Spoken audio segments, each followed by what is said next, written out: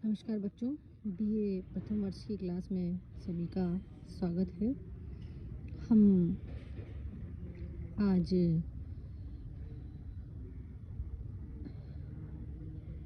हितोपदेश का अध्ययन कर रहे थे और उसमें इस तरह से हम पढ़ रहे थे कि किस प्रकार से जो कि विद्या से हीन व्यक्ति होता है वो सुशोभित नहीं होता है।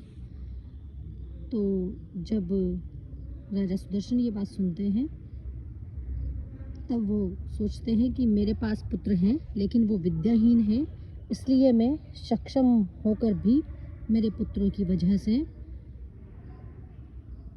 सक्षम नहीं हूँ। आगे वो सुनते हैं, रूप यौवन संपन्ना विशाल कुल संभवा विद्याहीना न शोभन्ते निर्गंधा इव किंचुकाः।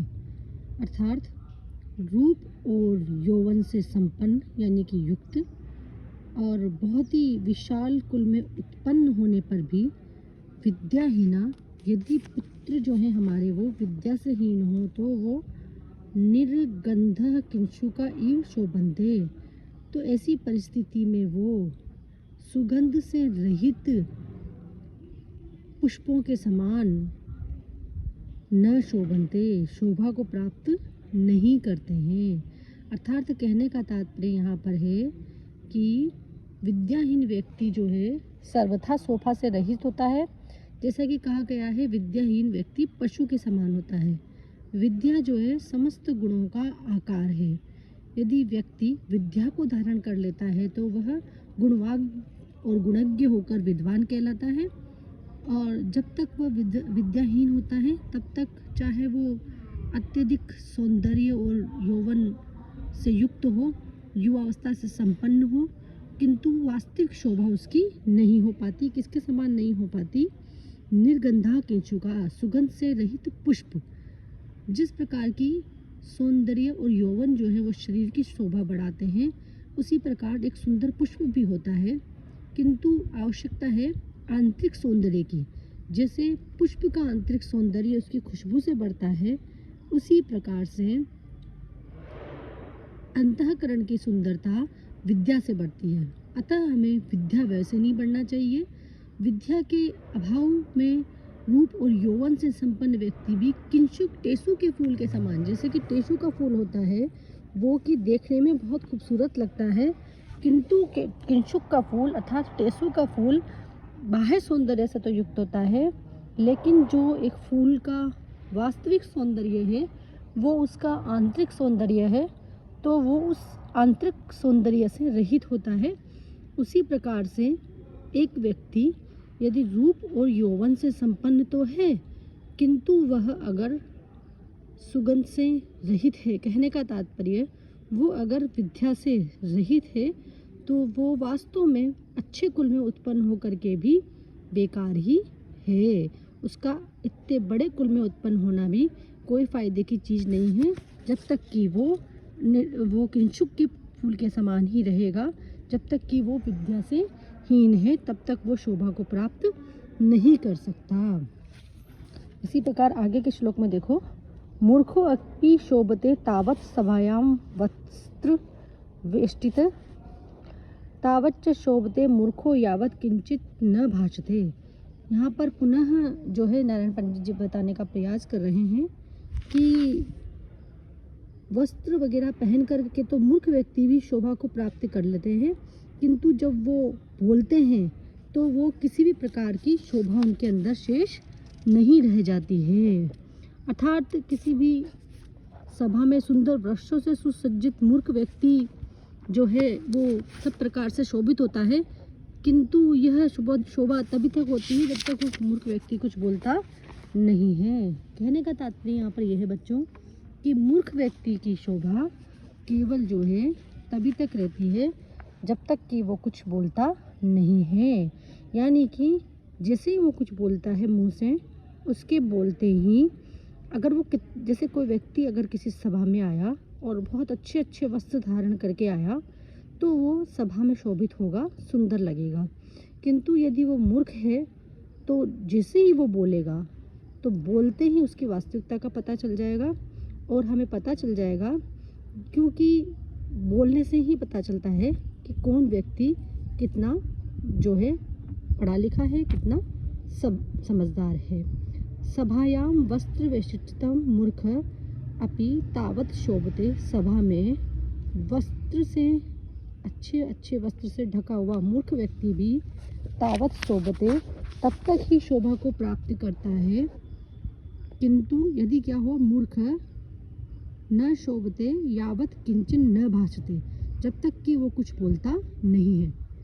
देखो बच्चों, समझने का प्रयास करना कि एक व्यक्ति है वो मूर्ख है, कहने का तात्पर्य उसने विद्या का अध्ययन नहीं किया है। एक विद्वानों की सभा चल रही है, वो उस सभा में चला गया, उन विद्वानों की सभा में वो तर्क वितर्क नहीं कर सकता, लोगों की बातों के जवाब नहीं दे सकता, किंतु वहाँ पर भी वो शोभा को प्राप्त नहीं कर लेगा। तब तक कर लेगा अगर वो अच्छे कपड़े पहन करके, अच्छे परिधानों से, रूप और यौवन से सज्जित युक्त है और अच्छे वस्त्र उसने पहन रखे हैं और वो वहाँ चला गया, तब तो वो जो है शोभा से युक्त रहेगा। किंतु यदि वो कुछ बोल गया किसी भी प्रकार से, वो जब तक कुछ बोलेगा नहीं तब तक तो लोग उसको अच्छा समझेंगे, लेकिन जैसे ही वो बोलेगा उसकी मूर्खता का पता चल जाएगा और ये पता चल जाएगा कि वो मूर्ख व्यक्ति है। कहने का तात्पर्य व्यक्ति का जो सौंदर्य है वो सुंदर वस्त्रों से आच्छादित होने में भी नहीं है। सुंदर वस्त्रों से अगर कोई व्यक्ति आच्छादित है वो भी तभी तक सुंदर लग सकता है जब तक कि वह बोले नहीं, और जैसे ही बोलेगा तो उसका मूर्खत्व प्रकाशित हो जाएगा। इसलिए वास्तविक सौंदर्य जो है विद्या में ही निहित है। विद्या से ही व्यक्ति को वास्तविक सौंदर्य प्राप्त होता है। विद्या से जो व्यक्ति संपन्न होते हैं उनके बोलने से ही श्रोता प्रफुल्लित होते हैं। केवल वस्त्र आवेष्टन मात्र से सौंदर्य नहीं बनता है। वस्त्र आवेष्टन मात्र का जो सौंदर्य होता है वो तो एक भ्रम है, जब तक कि कोई पहचानेगा नहीं कि वास्तव में ये कितना ज्ञानवान है, तो उस भ्रम में ही पड़ा रह जाएगा। एतत् चिंत्वा स राजा पंडित सभाम कारितवान। एतत् चिंत्या, यह सब बातें सोच करके। अब यह सबसे तात्पर्य क्या है यहाँ पर, कि ये जो ऊपर जो बातें कही गई है, ऊपर जितने भी विचार व्यक्त किए गए हैं, उन सब बातों को सोच करके स राजा, उस राजा ने पंडित सभाम कारितवान, पंडितों की एक सभा बुलाई।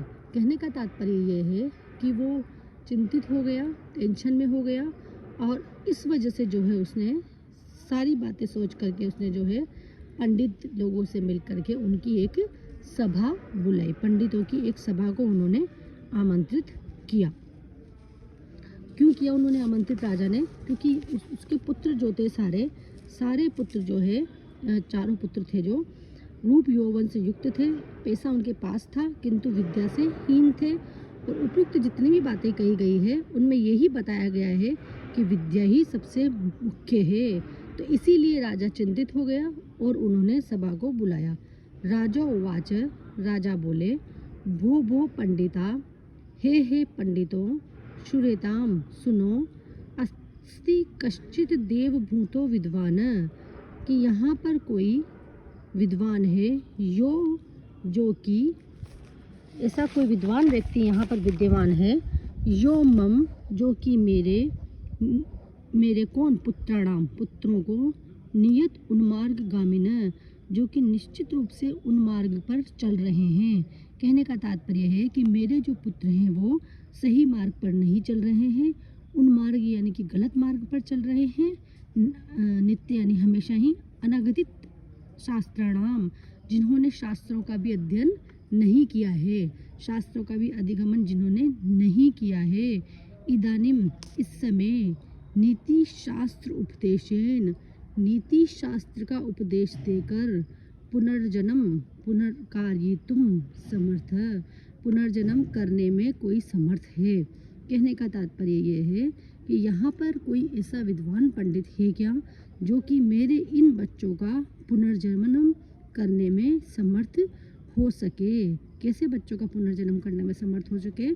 जो कि नित्य उन्मार्गगामी है और जिन्होंने किसी भी प्रकार के शास्त्रों का उपदेश भी नहीं किया है।